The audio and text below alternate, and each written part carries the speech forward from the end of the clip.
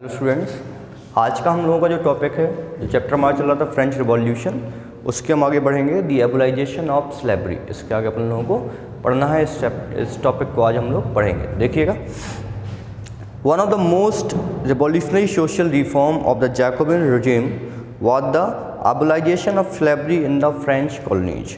One of the most revolutionary social reform, तो एक जो बहुत बड़ा सोशल रिफॉर्म हुआ जैकोबिन टाइम पे was the abolition of slavery in the French colony. जो फ्रेंच कॉलोनीज थी वहाँ पर जो स्लेब हैं उनका स्लेवरी का ये जो ट्रेडिशन उसको ख़त्म करना। ठीक है, the colonies in the Caribbean, जो कैरेबियन कॉलोनीज थी, कैरेबियन कॉलोनी मार्टिनिक्यू और सैन डोमिंगो और गुडेलडोब, ये तीन जो कॉलोनीज थी वर इम्पॉर्टेंट सप्लायर्स ऑफ कमोडिटीज। ठीक है, इनमें कमोडिटीज की सप्लाई होती थी। कमोडिटी यानी गुड्स की सप्लाई होती थी। कौन सी गुड्स की? जैसे tobacco, Indigo, sugar and coffee. ठीक है, ये दो तीन जो कॉलोनीज थी, ये जो कैरिबियन कॉलोनीज थी, इनके बीच में ये इम्पोर्टेंट सप्लायर्स थे। यानी कि यहाँ से सप्लाई होती थी किसकी?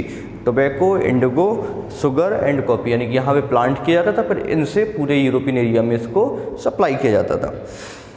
But the reluctance of European, reluctance मतलब अनविलिंग, उन्होंने मतलब रेडी नहीं थे किस चीज़ के लिए? To go and work in distant unfamiliar land, कि वहाँ पर जाएं, मतलब इतने दूर जाएं, वहाँ पे क्या करें? उस अनफेमिलियर लैंड्स पे काम करें। ठीक है, तो ये सब जो रीजन थे वहाँ पे कोई यूरोपियन पर्सन नहीं गया। ठीक है, क्योंकि वो इसके लिए विलिंग नहीं थे। तो इसका मतलब है कि क्या होगा कि mean a shortage of labour on the plantation.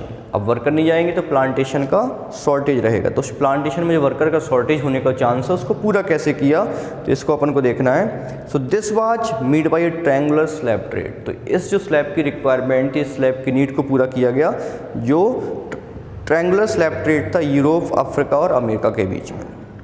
The slave trade begin in the 17th century.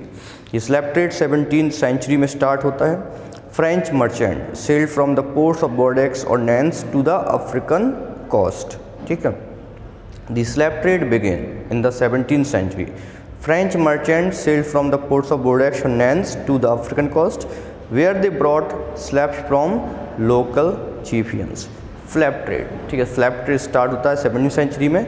जो फ्रेंच मर्चेंट थे, French merchants sailed from the ports of Bordeaux और Nantes to the branded and सैकल। ठीक है, तो जो French merchant क्या या French के बिजनेसमैन क्या करते थे, जो बोर्डेक्स और नैन्स के पोर्ट्स हैं जो कि से अफ्रीकन कोस्ट में, where they bought slave from the local chieftains, यानी कि जो लोकल मर्चेंट्स वहाँ से स्लैब को खरीदा। ठीक है, यानी स्लैब यानी कि लोग जो ब्लैक पीपल थे या फिर जो भी लोग जो एज अ स्लैब काम करेंगे उनको परचेज करते थे।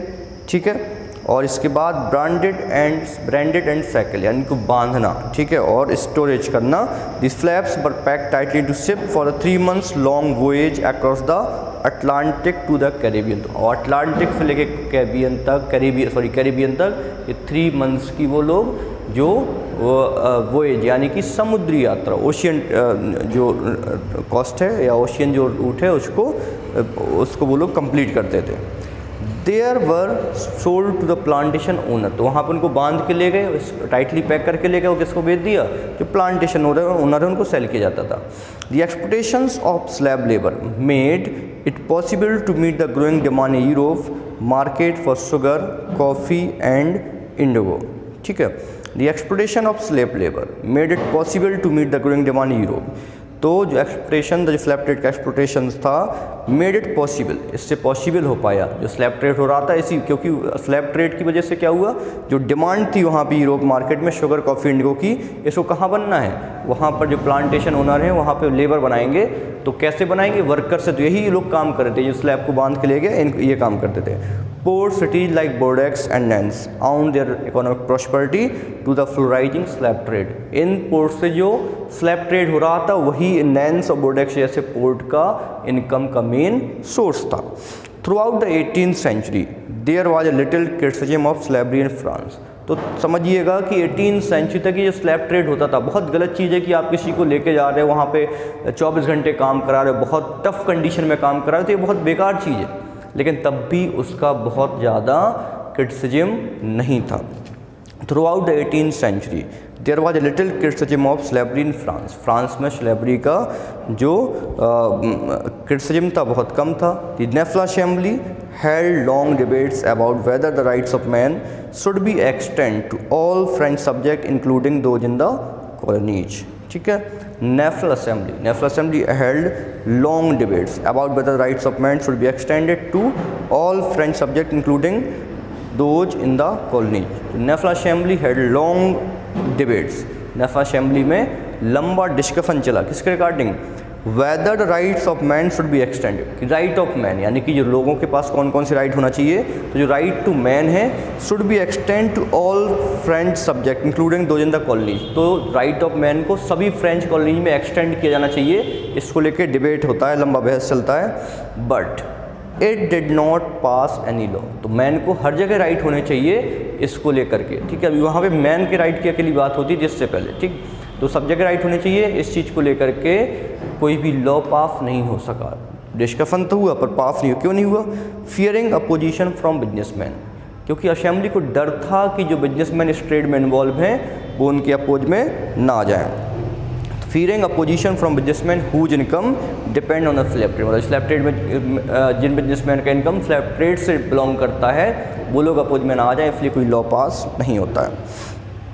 It was finally the convention which in 1794, finally 1794 में convention में legislated to free all slaves in the French overseas possession। ठीक है, it was finally convention होता है जो 1794 में legislate to free all slave trade. ठीक है, उस कन्वेंशन में सभी स्लेव ट्रेड को ख़त्म कर दिया गया।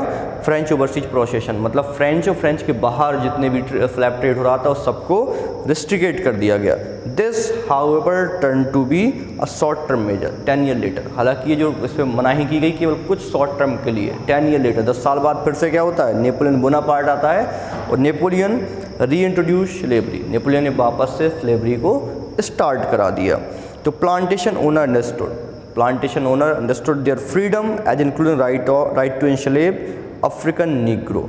तो जो प्लांटेशन ओनर्स थे अंडरस्टूड देयर फ्रीडम, वो समझते थे कि उनको जो फ्रीडम मिली हुई है किस चीज़ की, राइट टू एनस्लेव, कि वो गुलाम बना सकते हैं, इंस्लेव कर सकते हैं अफ्रीकन नीग्रोज बेसिकली अफ्रीका की जो ब्लैक कम्युनिटी है, जो नेटवर्क कम्युनिटी है, उसको नीग्रोज बोला गया।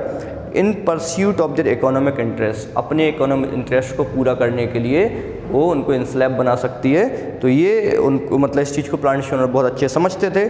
Slavery was finally abolish in French colonies in 1848। Finally सभी फ्रेंच या फ्रेंच के अंडर में जो एरिया थे 1848 से सब जगह फाइनली मतलब एट लास्ट सब जगह से क्या हुआ, ये चीज़ ख़त्म हो गई, स्लैब ट्रेड ख़त्म हो गया। तो ये जो आज का लेक्चर था, आज का टॉपिक था, वो हमने ख़त्म किया। कल का जो रहेगा the revolution and everyday life, और लगभग हमारा ये जो चैप्टर है ख़त्म होने की कंडीशन में 1 या 2 लेक्चर और लगेंगे। इससे पीछे वाले जो लेक्चर आपको अगर समझ नहीं आ रहे हैं तो उसको आप लोग पीछे वाले लेक्चर देखते रहिएगा। और इसके रिगार्डिंग जो भी आपको डाउट है आप by call, by message, by comment आप लोग पूछ सकते हैं। ओके, पढ़ते रहिएगा। Thank you so much.